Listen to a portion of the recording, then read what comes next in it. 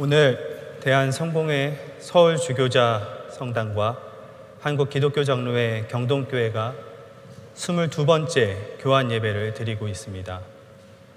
서로 다른 신학적인 전통과 예전을 가지고 있지만 교환 예배를 통해 우리가 그리스도 안에서 한 몸, 한 지체인 것을 깨닫고 주님의 사랑을 경험하고 나눌 수 있도록 오늘까지 함께 하신 하나님께 영광을 올려드리며 베풀어 주시는 은혜에 감사와 기쁨의 찬송을 드립니다. 무엇보다 이 교환 예배가 22년째 지속될 수 있었던 것은 성공의 신부님들의 그리고 교우 여러분들의 신앙적인 포용과 따뜻한 사랑 덕택이라고 생각합니다. 다시 한번 이 자리를 빌어서 여러분께 감사의 말씀을 드립니다. 특별히 개인적으로도 2011년 목사 안수를 받고 목사로서의 교회의 사역을 위해 준비하던 기간 중에 주일이 되면 서울주교자 성당과 경동교회를 오가며 교회 일치를 위해 기도하고 고민했던 저의 소중한 기억이 있기 때문에 오늘 이 예배가 그리고 이 예배에서 말씀을 전하는 저에게 더욱 의미 있는 시간으로 다가옵니다. 오늘 우리가 함께 읽은 구약의 말씀은 엘리야 예언자에 관한 이야기입니다. 엘리야는 갈멜산에서 하나님의 말씀을 토대로 한 윤리와 도덕의 가치보다 물질적인 풍요를 우선시하며 바알을 숭배하던 예언자들을 물리치고 하나님만이 살아계신 참된 신이심을 이스라엘에 널리 알렸습니다. 그러나 아합 왕과 이세벨의 반격으로 그리고 엘리야를 위협하고 죽이려고 하였고 낙심한 엘리야는 광야로 도망을 가고 나중에는 호렙산에서 피신하게 됩니다. 오늘 말씀은 바로 그 호렙산에서 엘리야가 경험했던 것을 우리에게 알려주고 있습니다. 오늘 본문을 보면 엘리야는 혼자 광야로 들어가서 로뎀나무 아래에 앉아 하나님께 기도합니다. 그 기도의 내용은 자신의 처지가 너무 괴로워서 하나님께 자신의 목숨을 거두어 달라는 것이었습니다. 엘리야는 이렇게 기도하다 잠이 듭니다. 그때 한 천사가 나타나 엘리야를 깨우는데 그 천사가 그의 머리맡에 과자와 물 한 병을 놓아두었습니다. 엘리야는 그것으로 허기진 배를 채우고 허겁지겁 도망온 터라 지쳐 다시 잠이 들었습니다. 그러자 주님의 천사가 두 번째 와서 다시 엘리야를 깨워서 먹고 마시게 하였고 엘리야는 그 음식으로 다시 힘을 얻어서 40일 동안 걸어서 하나님의 산인 호렙산에 도착합니다. 호렙산에 있는 동굴에 들어가 밤을 지샐 때 주님께서 엘리야에게 말씀하십니다. 이제 곧 내가 지나갈 것이니 너는 밖에 나가서 있어라.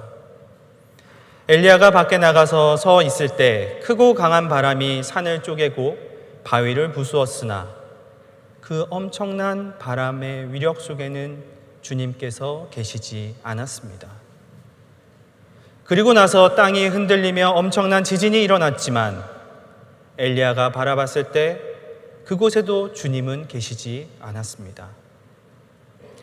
지진이 지나가고 이번에는 큰 불이 나면서 엘리야의 눈앞에는 화염이 가득 찼지만 그 강렬한 불 속에서도 주님을 발견할 수 없었습니다. 이렇게 크고 강한 바람이 불고 산과 바위가 쪼개지고 지진이 일고 불이 난 후에야 어디에선가 부드럽고 조용한 소리가 들리기 시작했습니다. 엘리야는 그 소리를 듣고서 이제야 주님이 계신 것을 깨닫고 외투자락으로 얼굴을 감싸고 동굴 밖으로 나와 주님 앞에 섰습니다. 그때 드디어 주님께서 엘리야에게 나타나시고 말씀하셨습니다. 엘리야야, 너는 여기에서 무엇을 하고 있느냐? 오늘 우리가 읽은 본문 뒤에는 엘리야가 이렇게 주님을 만난 뒤에 하나님께서 아합과 이세벨 대신 예후를 이스라엘의 왕으로 세우신다는 것을 말씀해 주고 있습니다. 그리고 이 고난과 박해의 시대에도 하나님께서 바알을 섬기지 않은 7천 명의 사람을 남겨두시고 준비해 두셨다는 것도 알려주십니다. 그런데 오늘 말씀에서 우리가 기억해야 할 것이 있습니다. 그것은 엘리야가 몇 번씩이나 쓰러지면서 밤낮 40일 동안 찾아간 그 호렙산이 바로 이스라엘 역사가 처음 시작되었던 곳이라는 것입니다. 신명기를 보면 모세는 호렙산에서 하나님을 만나 이스라엘 백성들을 이집트에서 탈출시키라는 소명을 받습니다. 그리고 이스라엘 백성은 그 호렙산에서 십계명과 하나님의 율법을 받아 하나님의 언약의 백성이 됩니다. 엘리야가 하나님을 저버리고 바알신을 섬기던 그 시대에 호렙산을 찾았다는 것은 다름이 아니라 이스라엘 역사가 시작되던 처음 그 순간으로 되돌아가 하나님으로부터 받은 모세의 소명과 경험을, 그리고 하나님의 언약 백성으로서의 첫 발걸음을 내딛던 그 순간의 기억을 되돌리고 되살린다는 의미를 갖고 있습니다. 모세가 하나님을 만났듯이 엘리야도 하나님을 만났고, 모세가 그곳에서 하나님의 말씀을 듣고 이제 새로운 역사를 여는 하나님의 약속과 뜻을 깨달을 수 있었던 것처럼 그곳에서 엘리야는 하나님으로부터 새로운 왕 예후를 통해 하나님의 구원 역사가 다시 시작될 것이라는 사실을 알게 됩니다. 따라서 오늘 열왕기상의 말씀은 오늘 우리에게 중요한 의미를 던져줍니다. 수많은 사람들이 생명을 잃고 인류 역사에 기록될 엄청난 고난과 어려움을 겪어온 코로나 시대에 우리가 이 역경을 어떻게 극복하고 새로운 역사를 열어갈 것인지를 깨닫게 합니다. 무엇보다 우리가 이루어야 할 새로운 역사와 새 시대는 하나님을 만나 하나님의 음성을 듣고 하나님의 뜻을 깨달을 때 가능하다는 것을 우리에게 말씀하고 있습니다. 그리고 그것은 또한 엘리야가 그랬듯이 광야에서 몇 번씩 넘어지더라도 하나님의 산을 향해 나아갔을 때 우리는 하나님을 만날 수 있다는 것을 가르쳐 주고 있습니다. 그런데 오늘 말씀에서 우리는 이렇게 하나님께서 엘리야에게 나타나셨을 때 어떤 방식으로 나타나셨는지에 대해 주목해 볼 필요가 있습니다. 오늘 본문을 보면 하나님께서는 세 차례의 엄청난 자연 현상 속에서는 자신의 모습을 드러내지 않으셨습니다. 온 우주를 창조하신 하나님이시라면 나타나실 때 강한 바람이 불고 산이 쪼개지고 바위가 부서지고 지진이 나고 불이 일어날 것 같았지만 엘리야가 정작 하나님을 만날 수 있었던 것은 고요하고 세미한 음성을 통해서였습니다. 그렇다면 왜 하나님께서는 바람과 지진과 불이 아니라 부드럽고 조용한 소리 가운데 나타나셨던 것일까요?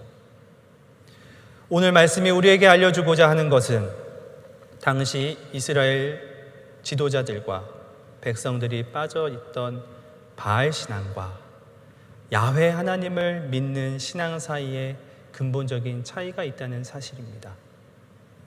엘리야라는 이름은 야훼가 나의 하나님이다 라는 뜻을 갖고 있습니다.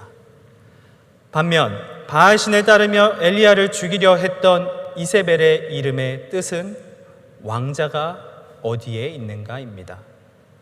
따라서 엘리야와 이세벨의 이야기에는 어떤 신이 살아계신 참신이시며 이 세상을 이끌어가는 참된 힘이 어디에서 비롯되는가, 바로 이것을 겨루고 대결하는 내용이 상징적으로 담겨 있다고 할 수 있습니다.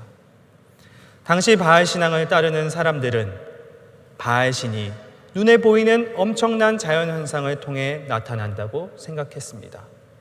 그래서 그들의 신앙은 강한 바람과 지진과 강렬한 화염 같은 신앙이었습니다. 바알신을 따르던 아합과 이세벨은 강력한 권력으로 백성들을 탄압했고, 바알의 사제들은 요란한 예배와 마술을 통해 사람들을 압도했습니다. 그러나 갈멜산에서 엘리야와 대결했던 바알의 예언자들의 신앙은 시끄럽고 요란했지만 어떤 능력도 없었습니다. 그들의 신앙은 또한 세상을 호령했지만 여전히 이스라엘에는 가난과 배고픔으로 죽어가는 많은 사람들이 있었습니다. 오늘 엘리야가 들었던 부드럽고 조용한 소리는 성경을 자세히 보면 소리는 있으나 사람들의 귀에는 거의 들리지 않는 그런 소리를 가리킵니다. 다시 말해, 오늘 본문에 나오는 세미한 음성, 부드럽고 조용한 소리는 침묵의 소리입니다. 시편 19편 3절과 4절을 보면 다음과 같이 하나님의 말씀의 능력에 대해서 우리에게 알려줍니다. 그 이야기, 그 말소리, 비록 아무 소리가 들리지 않아도 그 소리 온누리에 울려 퍼지고 그 말씀 세상 끝까지 번져간다. 히브리어로 하나님의 말씀은 다바르라고 해서 단순한 음성이나 소리를 가리키는 말이 아닙니다.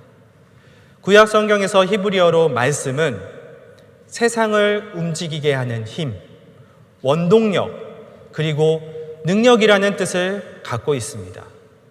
따라서 하나님의 말씀은 시끄럽고 요란한 천둥 소리나 지진이나 산이 쪼개지고 돌이 부서지는 소리가 아니라 우리 귀에 들리지는 않아도 조용히 세상을 변화시키고 새롭게 하는 능력을 가리킵니다. 오늘 우리가 함께 읽은 복음서에서는 예수께서 갈릴리 맞은편에 있는 거라사 지방에 가셨을 때 귀신 들린 사람을 만난 이야기를 전하고 있습니다.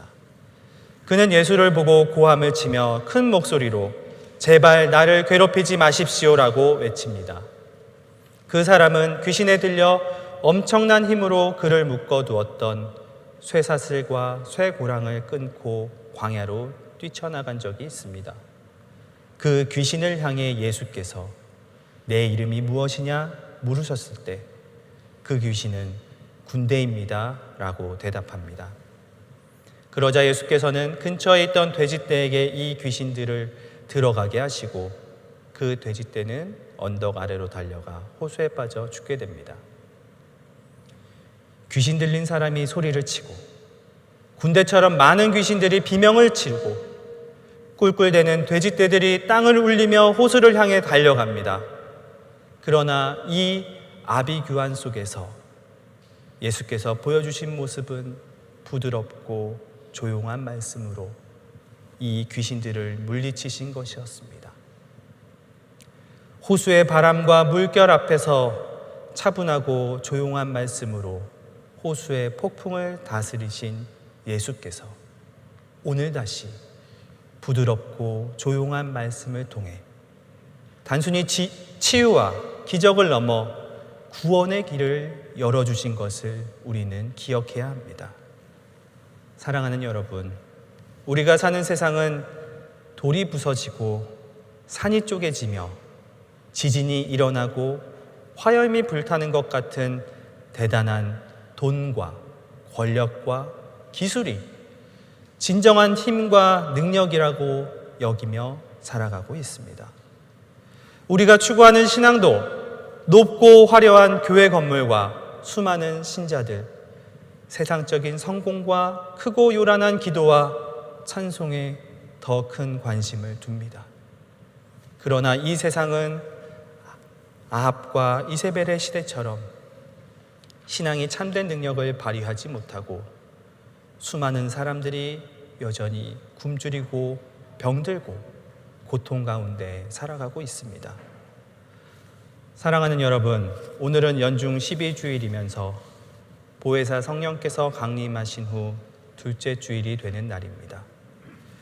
우리에게 강림하신 성령은 그 어떤 힘과 능력보다도 세상을 변화시키고 새롭게 하는 부드럽고 조용한 소리를 듣는 구원의 자리로 우리를 인도하십니다.